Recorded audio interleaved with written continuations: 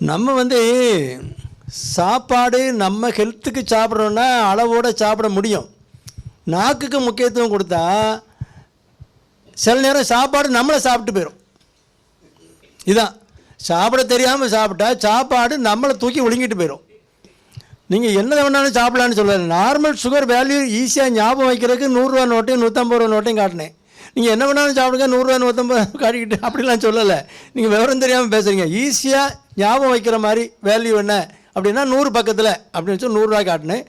சாப்பாட்டுக்கு அப்புறம்னா 150 பக்கத்தில் அப்படி தான் சொன்னேன். அது வைக்கிறது உங்கள் கடமை. சும்மா என்ன வேணாலும் சாப்பிட்லாம் எவ்வளோ வேணாலும் சாப்பிட்லாம் கிடையாது. உங்கள் ஐடியல் பாடி வெயிட்னு ஒன்று இருக்குது. உங்கள் ஹைட்டு இன் சென்டிமீட்டர் -100 150 சென்டிமீட்டர் அப்படின்னா அதை கழிச்சிட்டிங்கன்னா 50 கிலோ பக்கத்தில் உங்கள் வெயிட் இருக்கணும்.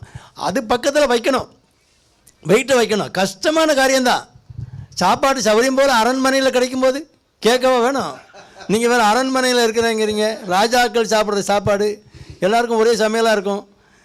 அது கேட்கவா வேணும்? ஆனால் நமக்கு என்ன வேணும்னு பார்த்து சாப்பிட்றது நம்ம கடமை. இந்த ஆட்டிடியூட் டுவேர்ட்ஸ் ஃபுட்டு மாறணும். அந்த உணவை பற்றின உங்கள் அபிப்பிராயம் மாறணுமே தவிர உணவு மாறக்கூடாது. எந்த உணவு வேணாலும் வச்சுக்கலாம், எவ்வளோ வேணாலும் வச்சுக்கலாம்.